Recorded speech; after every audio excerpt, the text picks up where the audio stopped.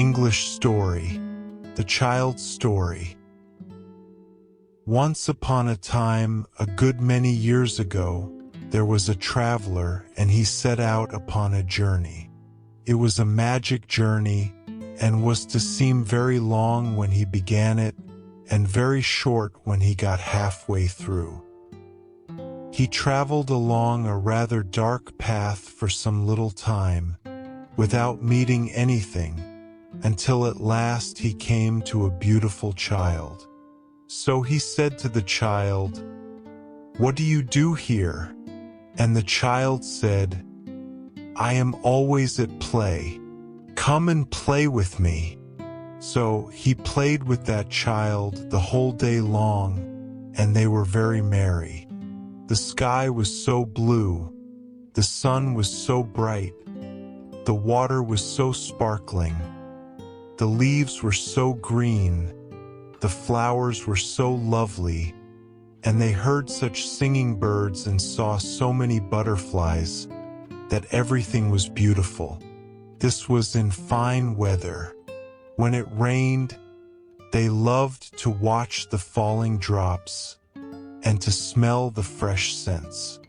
When it blew, it was delightful to listen to the wind and fancy what it said as it came rushing from its home. Where was that? They wondered. Whistling and howling, driving the clouds before it, bending the trees, rumbling in the chimneys, shaking the house, and making the sea roar in fury. But when it snowed, that was best of all.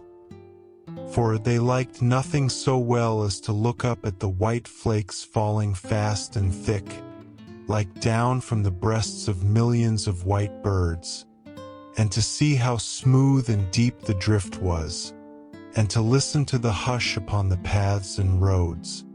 They had plenty of the finest toys in the world, and the most astonishing picture books, all about scimitars and slippers and turbans, and dwarfs and giants and genii and fairies, and bluebeards and beanstalks and riches and caverns and forests and valentines and orsons, and all new and all true. But one day of a sudden the traveler lost the child. He called to him over and over again, but got no answer. So he went upon his road, and went on for a little while without meeting anything, until at last he came to a handsome boy. So he said to the boy, "What do you do here?" And the boy said, "I am always learning. Come and learn with me." So he learned with that boy about Jupiter and Juno and the Greeks and the Romans and I don't know what, and learned more than I could tell or he either, for he soon forgot a great deal of it. But they were not always learning. They had the merriest games that ever were played. They rode upon the river in summer and skated on the ice in winter.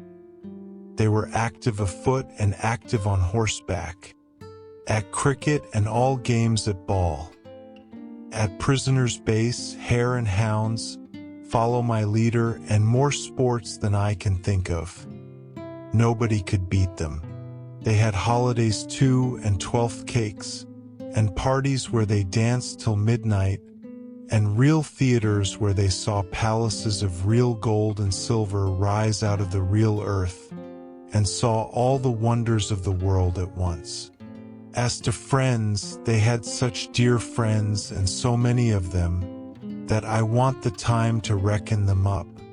They were all young, like the handsome boy, and were never to be strange to one another all their lives through. Still, one day, in the midst of all these pleasures, the traveler lost the boy as he had lost the child, and, after calling to him in vain, went on upon his journey. So he went on for a little while without seeing anything, until at last he came to a young man. So he said to the young man, "What do you do here?" And the young man said, "I am always in love. come and love with me." So he went away with that young man, and presently they came to one of the prettiest girls that ever was seen, just like Fanny in the corner there. And she had eyes like Fanny, and hair like Fanny, and dimples like Fanny's, and she laughed and colored just as Fanny does while I am talking about her. So the young man fell in love directly, just as somebody I won't mention the first time he came here did with Fanny. Well, he was teased sometimes, just as somebody used to be by Fanny, and they quarreled sometimes, just as somebody and Fanny used to quarrel, and they made it up and sat in the dark and wrote letters every day and never were happy asunder, and were always looking out for one another and pretending not to, and were engaged at Christmas time and sat close to one another by the fire and were going to be married very soon, all exactly like somebody I won't mention and Fanny. But the traveler lost them one day as he had lost the rest of his friends, and after calling to them to come back, which they never did, went on upon his journey. So he went on for a little while without seeing anything, until at last he came to a middle-aged gentleman. "So," he said to the gentleman, "what are you doing here?" And his answer was, "I am always busy. Come and be busy with me." So he began to be very busy with that gentleman, and they went on through the wood together. The whole journey was through a wood, only it had been open and green at first like a wood in spring, and now began to be thick and dark like a wood in summer. Some of the little trees that had come out earliest were even turning brown. The gentleman was not alone, but had a lady of about the same age with him, who was his wife, and they had children who were with them too. So they all went on together through the wood, cutting down the trees, and making a path through the branches and the fallen leaves, and carrying burdens and working hard. Sometimes they came to a long green avenue that opened into deeper woods. Then they would hear a very little, distant voice crying, "Father, Father, I am another child. Stop for me." And presently they would see a very little figure, growing larger as it came along, running to join them. When it came up, they all crowded round it and kissed and welcomed it, and then they all went on together. Sometimes they came to several avenues at once, and then they all stood still, and one of the children said, "Father, I am going to see." And another said, "Father, I am going to India." And another, "Father, I am going to seek my fortune where I can." And another, "Father, I am going to heaven." So, with many tears at parting, they went, solitary, down those avenues, each child upon its way. And the child who went to heaven rose into the golden air and vanished.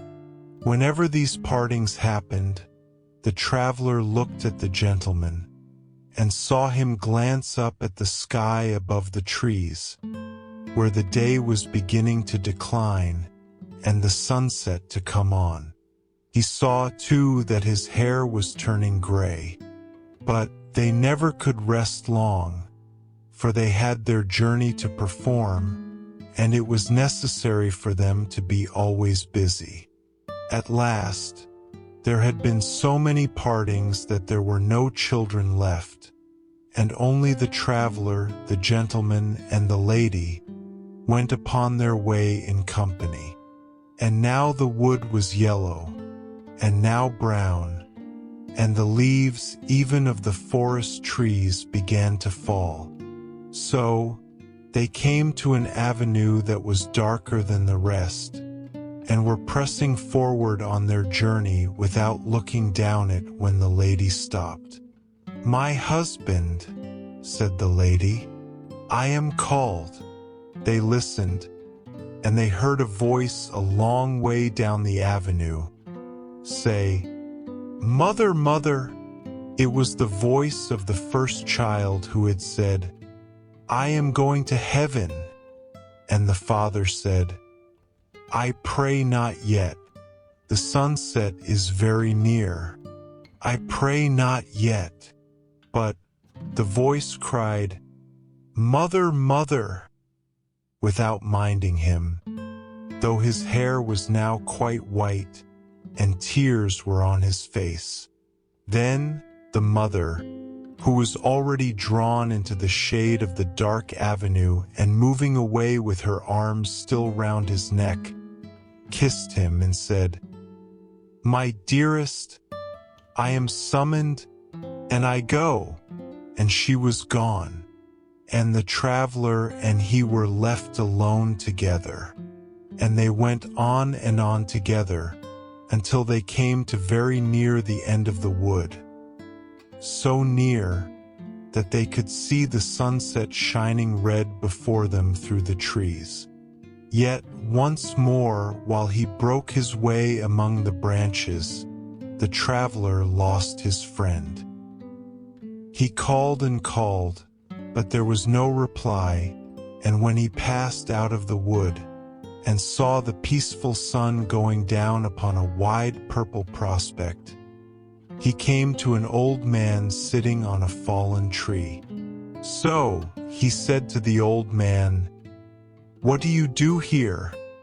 And the old man said with a calm smile, "I am always remembering. Come and remember with me." So the traveler sat down by the side of that old man, face to face with the serene sunset, and all his friends came softly back and stood around him. The beautiful child, the handsome boy, the young man in love, the father, mother, and children. Every one of them was there, and he had lost nothing. So he loved them all and was kind and forbearing with them all, and was always pleased to watch them all, and they all honored and loved him. And I think the traveler must be yourself, dear grandfather, because this is what you do to us and what we do to you.